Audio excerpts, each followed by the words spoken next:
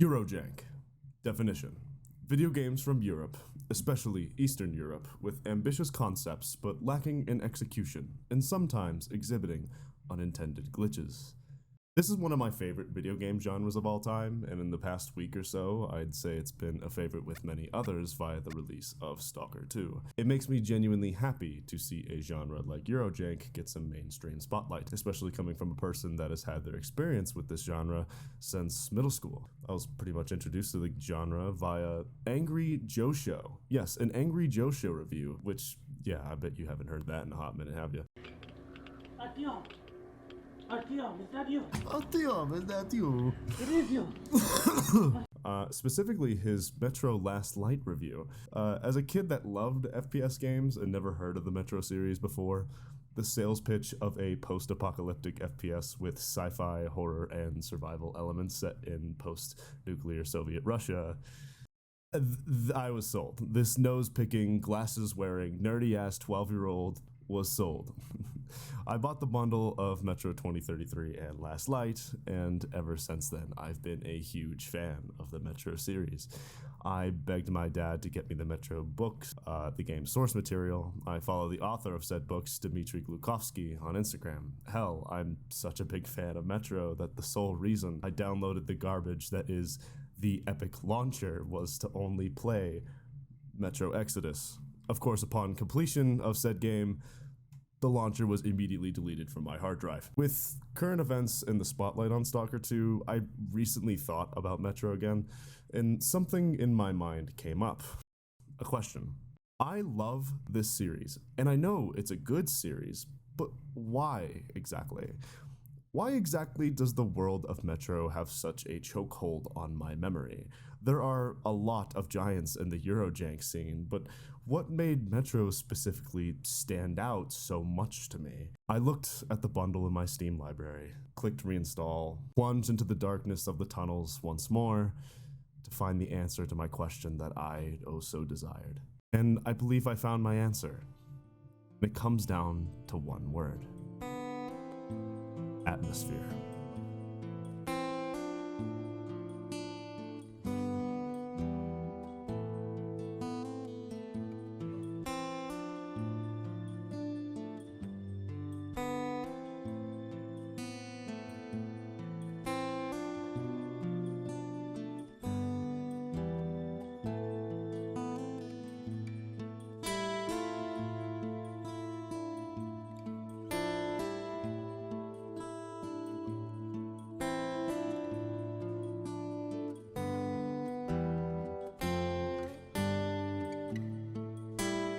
Metro has such a unique style. The set design is some of the best that gaming has to offer, in my opinion, creating stages that just ooze personality that I really haven't seen from many other games.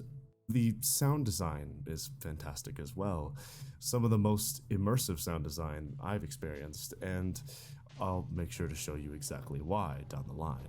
Overall, art direction around weapons, uniforms, and clothing, the characters, and scenery creates a really uncanny understanding of how a post-apocalyptic world would be. This weird, uncomfortable believability that is honestly hard to put into words, but I'll be sure to try. And speaking of the world, the foundation that Metro is built upon is very well thought out and structured. When you create a premise like the entire populace of Moscow fleeing into the tunnels of the Metro to escape nuclear hellfire, it creates a rather large hole, story and lore-wise. That hole being, how the fuck are humans going to survive down there? Exactly. As a writer, designer, and many of the other roles involved in the creation of media, this is an extremely difficult task. Humans are not two-dimensional. They aren't simple. Humans need food, water.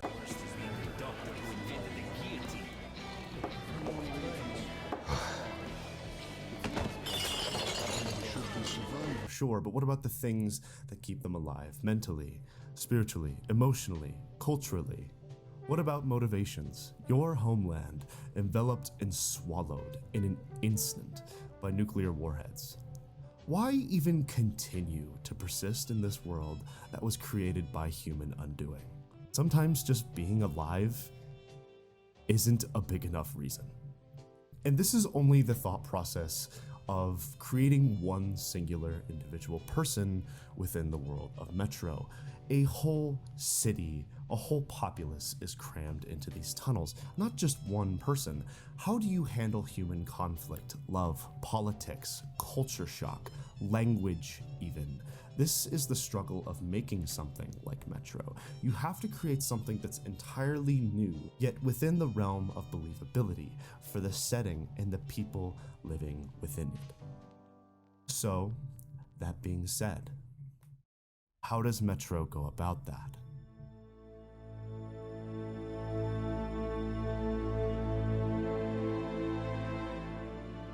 The Metro was transformed from a complex object of civil defense, a huge fallout shelter, into a multitude of stations unconnected by a single power, and was plunged into chaos and anarchy.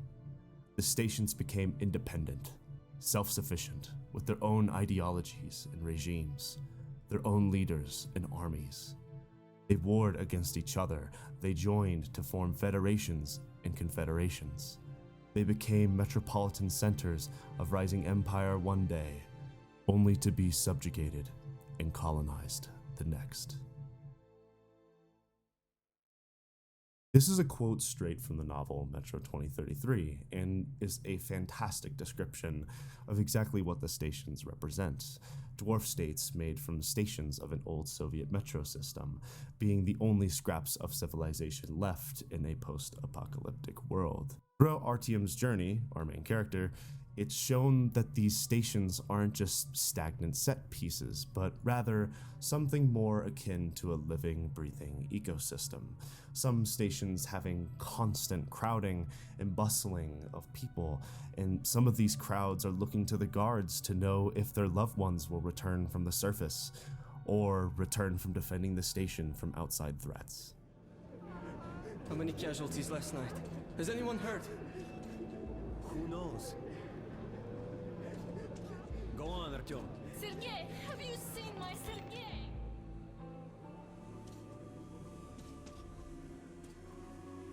People want to see their relatives.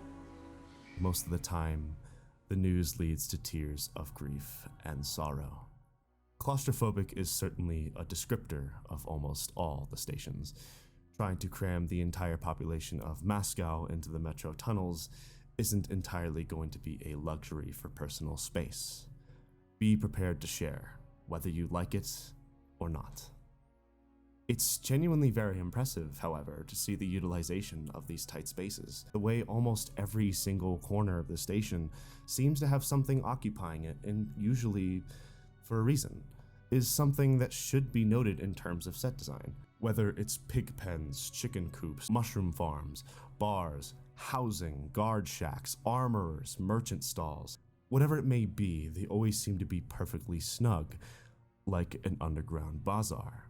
However, this bazaar is not just for a shopping district, but is instead how almost every waking second of your life will feel like in the stations.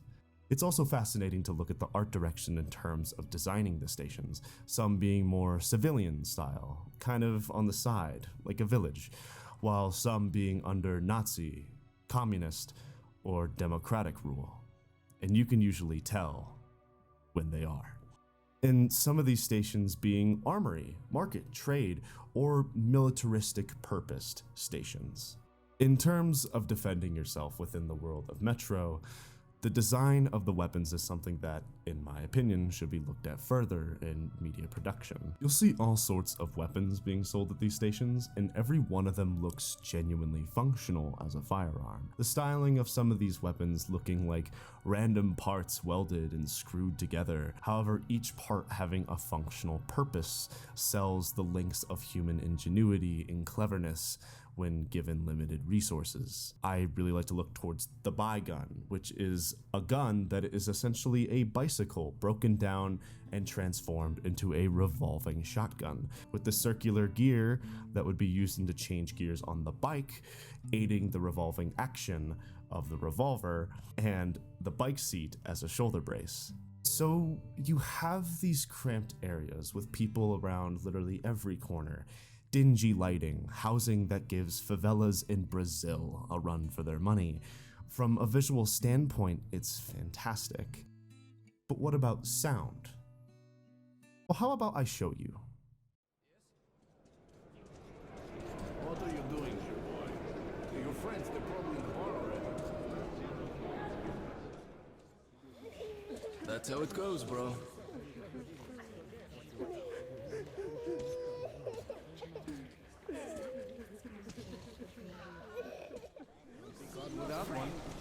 It's a bit too expensive. There's this long tunnel from Sukarevskaya to the nearest inhabited place, where lone travelers tend to disappear. A caravan with a dozen men can make it through, and the ones who Crowds murmuring, talking, welding tools sparking to life, train cars on the rusty metal rails, children crying and screaming, adults crying, dingy fire barrels crackling with whatever life is left in them.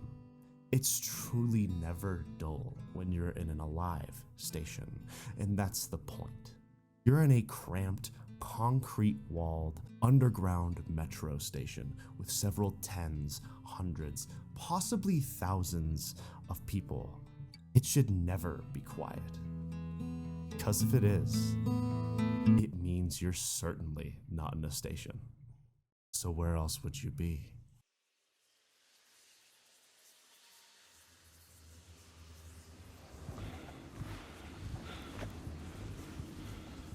Shit! Boris! Boris, wake up! Boris!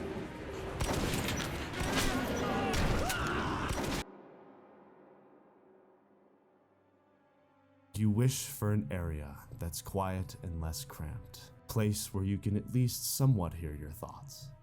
And then a finger on the monkey's paw curls. These are the tunnels. Not the tunnels that stations occupy, no, the tunnels of a bygone era. These are now the roads that can lead you around the metro, and these roads are usually not civilized, and rather quite wild.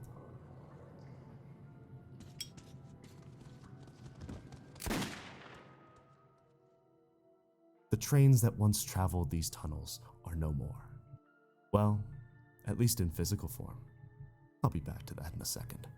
These tunnels are truly just the definition of haunting. Dark is seemingly so thick that it's almost choking. Your flashlight that you constantly have to charge by pumping it, seemingly doing nothing to this darkness.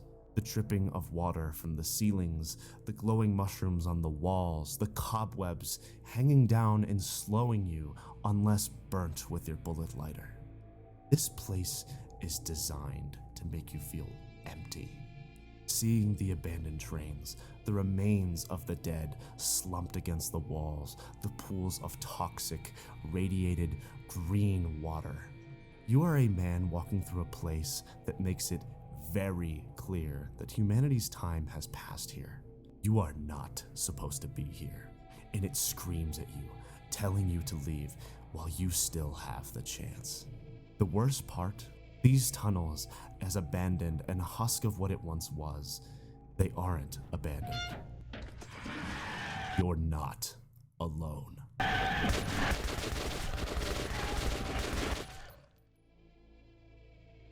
These were strange, freakish, and dangerous creatures, the likes of which might well have brought Darwin himself to despair with their obvious lack of conformity to the laws of evolutionary development. As much as these beasts might differ from the animals humans were used to, and whether they had been reborn under the invisible and ruinous rays of sunlight, turned from inoffensive representatives of urban fauna into the spawn of hell, or whether they had always dwelled in the depths, only now to be disturbed by man, still they were an evident part of life on Earth. Disfigured, perverted, but a part of life here all the same. And they remained subject to that very same driving impulse known to every organic thing on this planet. Survive. Survive at any cost. You are no longer top of the food chain, and the tunnels make damn sure you know that.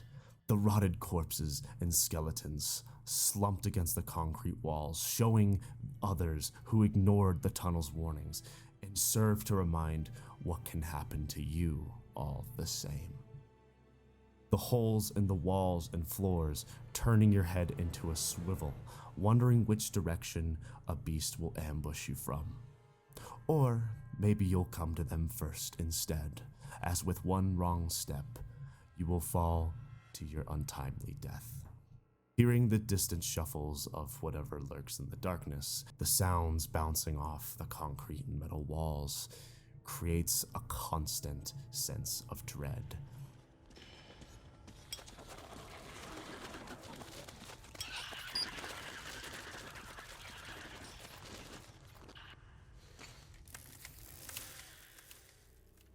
A feeling of you will be ambushed at any moment you are in these tunnels.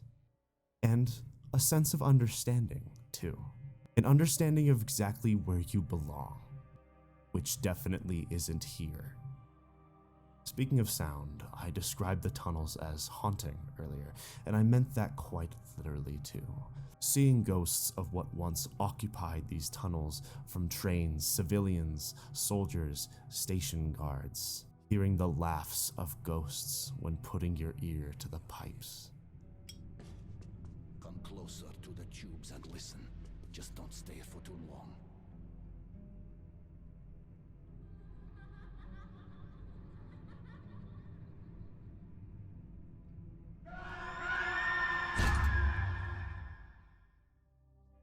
These tunnels are not stagnant set pieces, but rather give you a sense of history.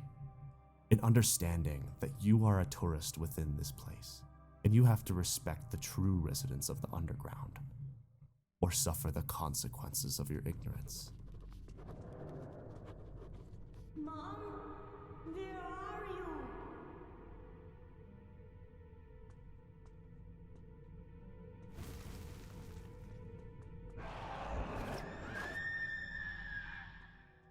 It's interesting analyzing the tunnels from a design and thematic perspective, as the metro is your home now, but at the same time, every aspect of it is hostile to you, and it wants you to know that. The tunnels are unforgiving, dark, hostile, unknown to a degree. Then again, it's not like you have a choice, right?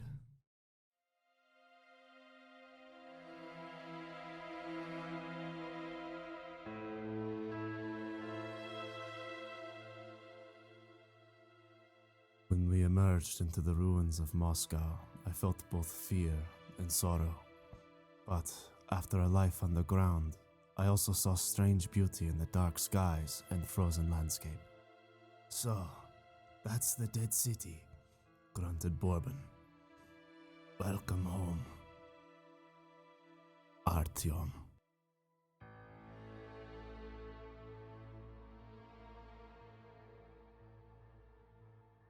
When I first arrived on the surface, the strange beauty of it is honestly the first thing I noticed. The blankets of white snow covering the world around me. The sun trying to shine through the dark gray clouds, the destroyed cars, roads, buildings. The thing is, it's awful. This was once your home. Place where children played on the playgrounds, people coming and going through their daily lives. Families living inside their homes, once spending time to comfort each other through life.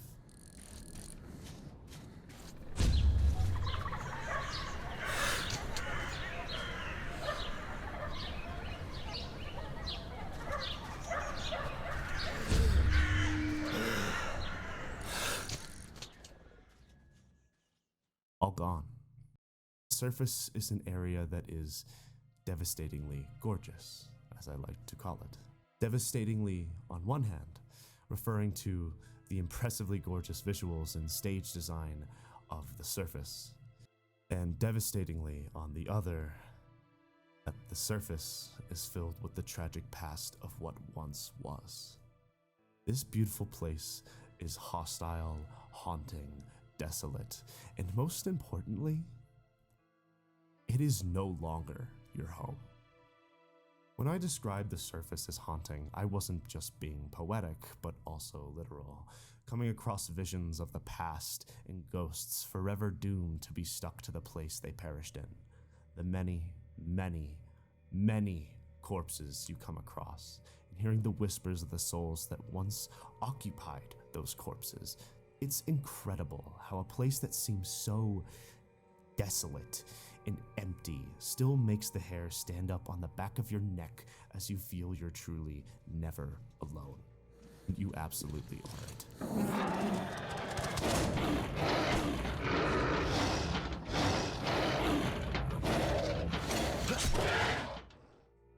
Distant roars of the beasts that lurk the surface, watchers making the ground rumble as they travel in large packs, the flaps of demon wings as they circle above, and the gunshots in the distance. The sounds of others just trying to survive, just like you. These others may also be veteran stalkers that leave behind caches with valuable supplies like air, ammo, medkits, rewarding player exploration and curiosity, while at the same time selling the understanding that you aren't the only one with the balls to explore the cold, desolate surface. Another small thing about these caches that I would like to mention, you can generally get an idea of how skilled the stalker was with how they guard their cache. Locked doors, booby traps, locked safes behind those locked doors, or even a whole ass puzzle section to get to the cache to sell the fact that these people are smart, capable soldiers of the surface. However, sometimes the surface just simply wants you dead. And when that happens, those supplies are only useful to someone else now. In terms of the environment, having a post-apocalyptic Soviet Moscow as a playground is so genuinely gripping and fascinating, and frankly I wish more games had this kind of setting. The buildings pretty much all being concrete, gray, and brutalist in design really adds to the hollow feeling. It wants you to feel this emotion in your chest as you explore, one of curiosity of what the world was like before the bombs fell. I do understand that it can be a valid perspective, that everything looking gray and empty in terms of architecture could be considered boring. It doesn't have the various different color palettes and unique sci-fi feel as its Western counterpart, say like Fallout, but at the same time, I feel, well, that's kind of the point. It's bleak and gray and empty because the environment wants to serve as a constant reminder of the blunders and consequences of humanity's past. These buildings are dead, literally and metaphorically, and the only thing that would have made them alive either instantly perished in nuclear hellfire or dwell in the cramped darkness of the metro. All that is left on the surface are the melancholic echoes and tragic memories of the past. Metro isn't perfect. It struggles with a lot of aspects when comparing it to its other Eurojank brothers, especially on the gameplay front, in my opinion, but that's besides the point. I constantly find myself loving and remembering Metro as one of my favorite pieces of media. The world that Dmitry Glukovsky has created is nothing to scoff at in terms of its complexity, creativity, thematic composition, and most importantly, its atmosphere. The developers behind Metro did a fantastic job of bringing the bleak, dark, unloving, and brutal world of Metro into a video game medium. It always impresses me that while putting these aspects of an unforgiving world to the forefront, Metro still manages to create these beautiful, gorgeous set pieces at the exact same time. The irony is undeniable, but is a fact that is ultimately so integral to the world of Metro. And if there's anything you feel should be taken away from this video, I want it to be this. mark my words, if Metro was in the style and design of, let's say, either Stalker or Fallout, it wouldn't be even half as memorable or incredible as it is now. Metro earned its own pedestal through creating an atmosphere via its design that even its competitors, I do not believe, could have achieved. And you know what? I wouldn't have it any other way.